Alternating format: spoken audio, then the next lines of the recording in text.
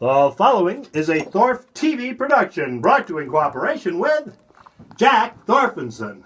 Ladies and gentlemen, it's time once again for the SOCS Show, brought to you live from Mr. Holster's Ranch, way up north near the Canadian border. Let's have a rousing round of applause for that fun YouTube personality. Here he comes, direct from the bar, Mr. Holster! I don't think you have to tell him he's coming direct from the bar all the time, Jack. Yeah, everybody knows that's the only place he ever is. Hi, Mr. Holster's a big... Oh, Mr. Holster, hey, that's me. Hey. Howdy, Barge, yeah, it's me, Mr. Holster, and Jack.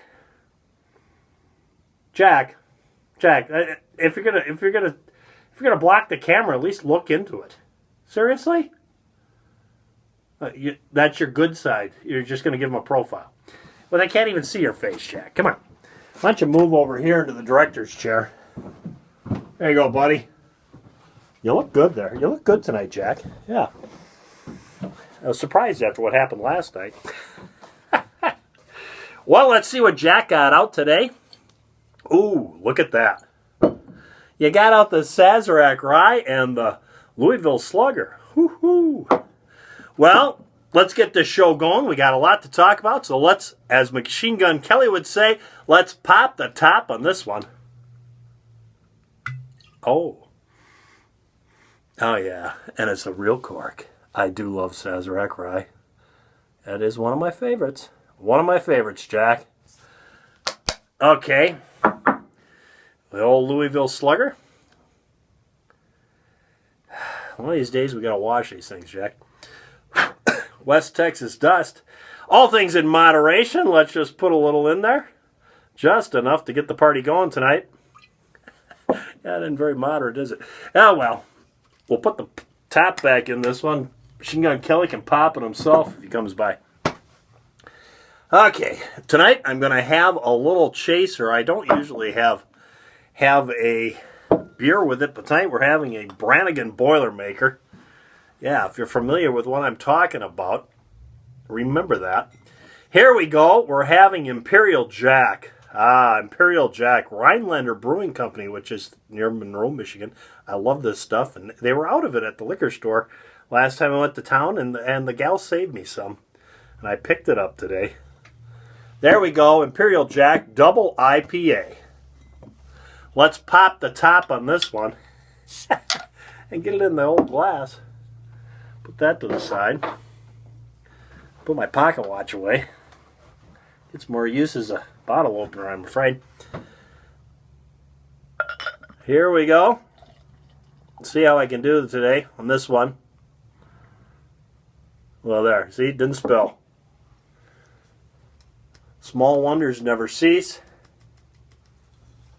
Put that aside.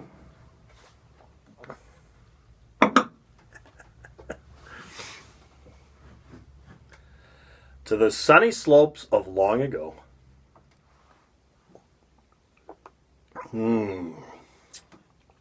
I'll keep that down here. I might want that for later. Good stuff.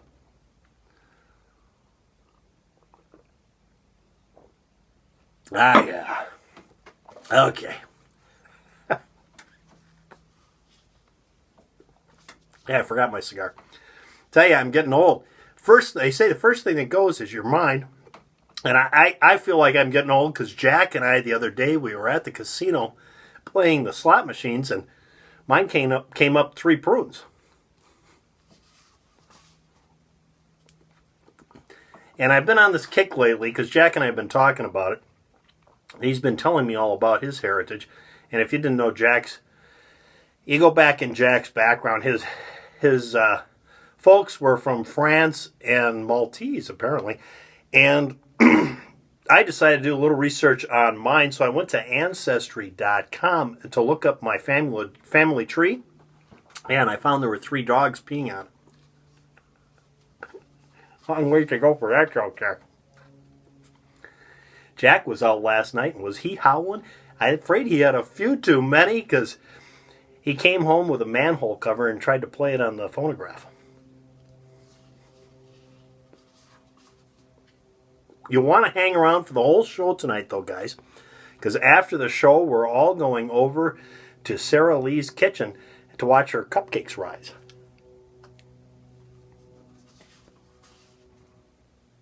But remember the famous words of Robin Hood who say, "I wish we didn't have such a little John."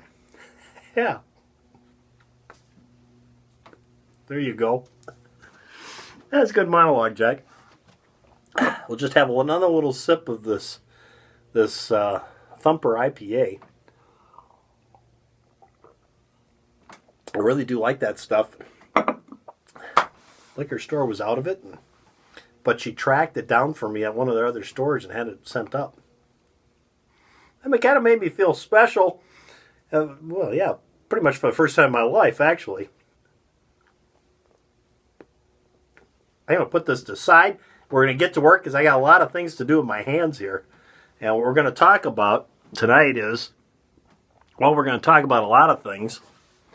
And I'm going to adjust this. Jack, I think he always sets the camera up for himself. So silly. And then he never looks at it. I mean, really. It's like he's trying to drive me insane. And quite frankly, it's a short trip, Jack. You shouldn't even waste your effort. What we're going to talk about tonight, with all the controversy and everything that's going on, I don't want to really talk about that, but I am going to talk about I'm an older guy and having lived through this before, I thought I'd reflect a little bit about the Clinton ban. If you're an older guy, maybe you remember that. And a lot of things changed during the Clinton ban, and people got very PC about what they carried, and it was kind of things were grandfathered in. You could keep carrying what you had. I had an acquaintance who had a security company that specialized in armed security, and he switched. I shouldn't laugh, but I laughed at the time, so I don't know why I can't laugh now. He was so PC about it that he changed all their guns. They were all carrying Beretta 92s, and I tried to tell him, well, there's nothing wrong with that because that's what the police department carries. That can be your basis for doing it. I really think you're going way overboard. He said, oh no, I think we need to be, we're not police officers, we're private security. We need to be really, really overly careful here on this issue. Well, with the new laws and everything. And this is one of the great guns. This is why I bring this up. He switched all of his people to this gun. Not particularly the greatest. Matter of fact, I'd say it's like the worst choice you could make to issue to a lot of people. Because this is an expert gun. Really is. But this was a great gun that came out. And this gun came out of that time period. They brought back, Smith & Wesson had brought back during that time period the Centennial model, the J-frame 5-shot, which is now, of course, the 642 that everybody has. Yeah, they brought out the 640, but this wasn't the gun he picked. But I'm just saying this. They brought out the 640, the 5-shot, hammerless, double-action, only J-frame, which is a great gun. But saying that, there's a lot of people that should not buy this gun because it's. And I'm not going to say, they say it's an expert's gun. I don't. I say it just takes a certain type of person. There's just it's a certain type of person shoots this gun a lot better than other people. But they call it an expert gun. But they also brought out the 940 during this time period. The 640, of course, was unlike the 642, which is an aluminum airweight. The original version of the gun was the 640 in stainless steel, a much heavier gun, a little easier to shoot. A little easier for the average person to shoot because it is have more weight to it than a 642. But they also brought out a 940, which used moon clips, 9mm moon clips, 5-shot, which is actually kind of a good gun. But every time you get involved in that kind of thing, you got to be really careful with your ammo to make sure it's well crimped, because those bullets can, as you're shooting, can come out and jam the cylinder up. See, it's kind of it kind of creates an issue, especially if you're going to be doing it with a large group of people and you want to use really cheap ammo to train with. You see, that wouldn't be my first choice there. Plus, it is kind of an expert gun, but that's what he put That's what he trained everybody on and put in everybody's hands. Everybody in the agency had 940s. Still laughing about that. I'm sorry. But yeah, that was funny stuff. But on to the topic at hand, because of what's going on and the things they're threatening to try and pass, legislation they're trying to pass, or would like to pass, let's put it that way.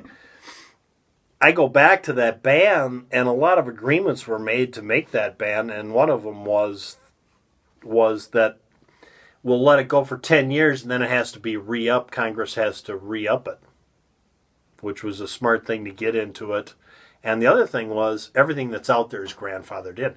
And I've seen language on the current things out there. They're not going to let anything be grandfathered in. They want to come to your house and have you throw it in the bag so they can take it down and melt it. But I'm not here to talk about that. I want to talk about the guns there are some great guns that came out of the Clinton ban, which you don't see anymore, which is one of Mr. Holster's pet peeves. Of course, at that same time period, you're transitioning from, or had recently transitioned from, revolvers. And a lot of agencies hadn't yet.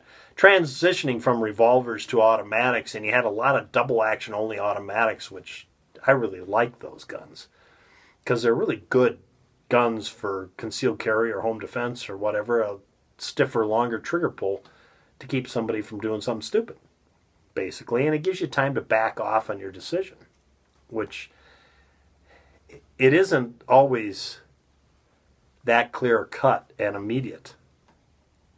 And you like to have a little leeway to give them, do some maneuvering, and you don't know what's going to happen. But at any rate, doesn't matter. But there were some great guns that came out of that, and there would have been a lot more, and you don't see them now. And I'll show you why you don't see them now. This is why you don't see them. The 1911. Most people went to a 1911.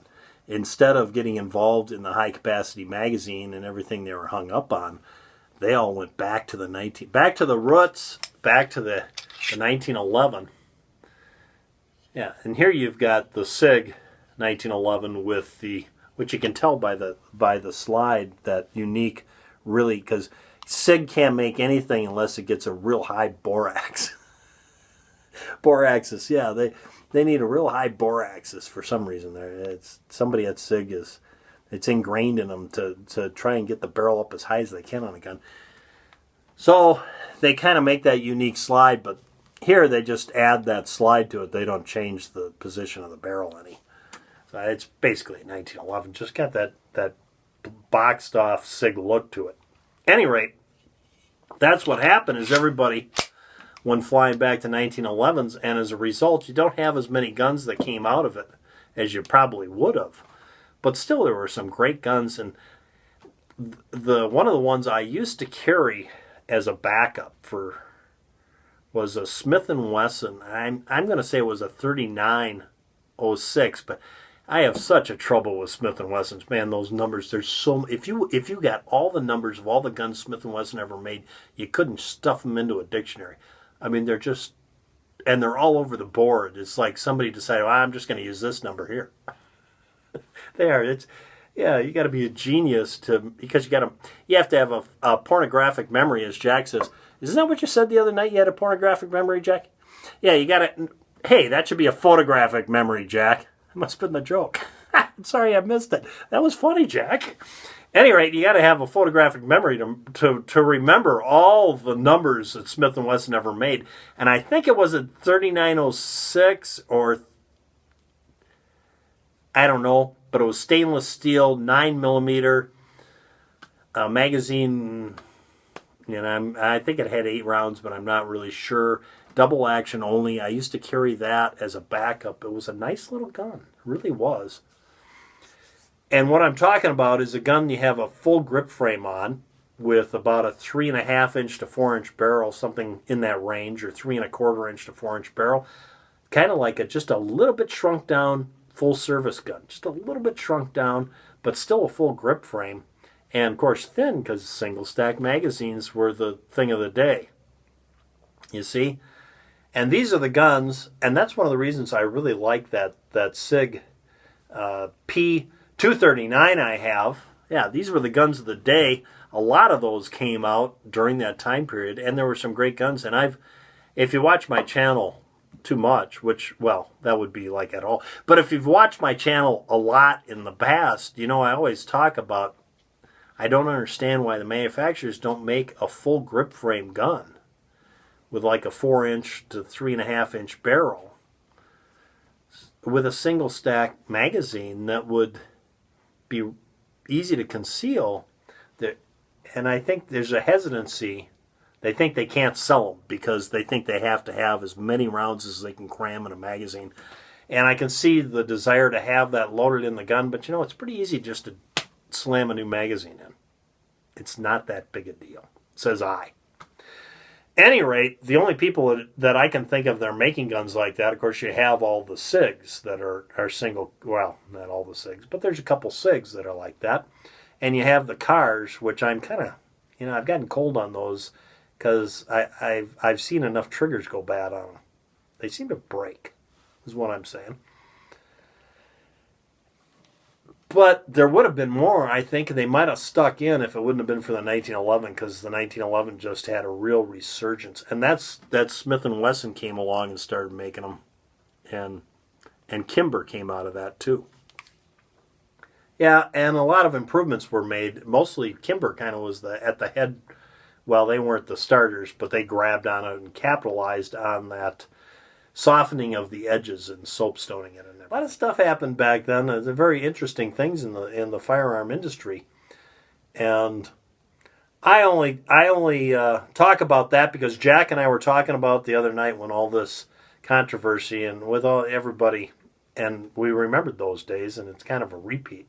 And of course, you also have to remember what happened as a result, and why that ban never got re-upped after 10 years is all the people that voted for it lost their office. Yeah, all the people that were from down south, those Democrats down south that voted for that, yeah, they got voted out of office. See, something good did come out of that ban. There you go. This is what I want to talk to you about tonight, now that we're 15 minutes. Well, we're more than that because I had to stop for my cigar. Yeah, we're really into this. Probably too long tonight. I wanted to show you what I picked up the other day because I think this is interesting. But I didn't want to do a whole program on it because multiple programs about this thing week after week would probably it annoys me, so it would annoy you. But I want to show it to you because I thought this was interesting. I went to the gun shop the other day because I went into town. And you kind of got to do it all at once because, yeah, it's a long drive. I got this box. I thought we'd open it up and I'd talk about it real quick. The middle 90s. I got some great stories from that. I should probably tell some someday. Get this out. Yeah, I threatened to get one of these, and my dad, this is one thing my dad always told me.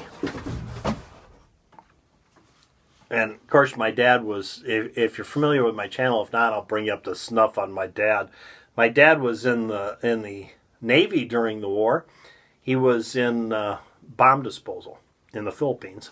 He was one of the guys that was dismantling the unexploded ordnance while MacArthur was in that landing craft waiting for his photo op. Waiting for him to get done. And one of these days I'm going to tell this story that he told me that's absolutely fantastic about the Manila Hotel. Yeah. One of these days I'm telling that story. But anyway, I picked this up. Oh, yeah, back to why I talked about my dad. He always used to say to me, if you're going to threaten somebody, you better make sure that you will make good on the threat. Otherwise, keep your mouth shut. Well, anyways, I threatened to buy one of these. That's where that was going. And I went to the gun shop and I picked this up. I picked up some other stuff too because, you go to town so many times. You got to get supplies while you're there. Yeah, I got this. And, of course, you've got this. And this one I'm going to take off and fill with epoxy putty and paint it. I am. Yeah, one on a sling is more than enough, let me tell you. But this is what I wanted to show you on this. Of course, I got to get a new sight. I forgot about that. I should have ordered it.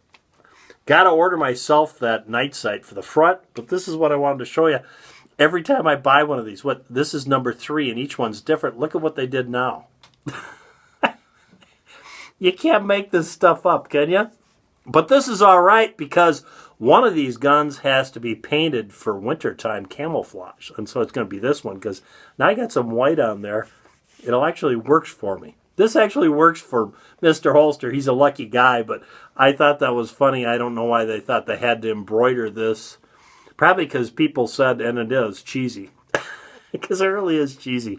You would think that in this day and age, you could come up with something a little more high-tech than just taking a nylon strap and screwing it to the forend, I think. Maybe. But you know what? It functions. And it is the kind of thing that is going to last, too. So I can't get too upset. Or I don't want to pick on them too much for that. Let's put it that way. But yeah, picked up another Shockwave. Here it is. We got to get that off there. I really hate that. Unless you're going to use a sling, that's just... Yeah. At any rate, I thought I'd share that just to show you that actually this is more for my dad. No, I don't make threats. I said I was going to get one. I got one. There we go. We'll put that aside. That's all I want to do is show it to you. Well, there you go. There's the sock show for tonight.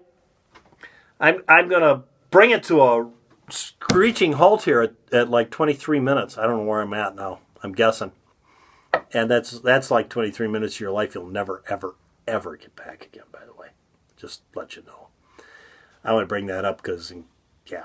At any rate, before I leave you, I want to give you a chance to get in my contest. I'm having this contest. It's called the American Gunfighter 5,000 sub giveaway, and all you got to do to get in my contest is, number 1, be a subscriber. Number 2, like this video. I know this was a tough one. This was a long one with a lot of rambling, and I probably should have had another shot before I got into it. And number 3, in the comment section down below, just tell me what you're thinking. And if you're an older guy like me, you know, maybe you should think about, or tell me something that happened to you back during the Clinton ban. I remember that so well. Because I can remember one of my friends saying to me, well, I guess next thing we know, we're going to be using lead bullets again. Yeah. At any rate, yeah, just comment on it and tag it with Clinton. I know it hurts to do that, doesn't it? Yeah, well, maybe you can not capitalize the first letter. Yeah, it'll make you feel better. Yeah, there you go. Thanks for tuning in, guys, from Mr. Holster and my good friend Jack. Hey, Jack, you got a date tonight? You do? Twins? Again? How can you meet so many twins? I've never had a date with twins in my life. I've never even dated a girl who was a twin. She what? Really? I wish I were Jack. From Mr. Holster and Jack, till next time, go out and stay safe. I don't even know how many minutes of your life is gone now. Sorry about that.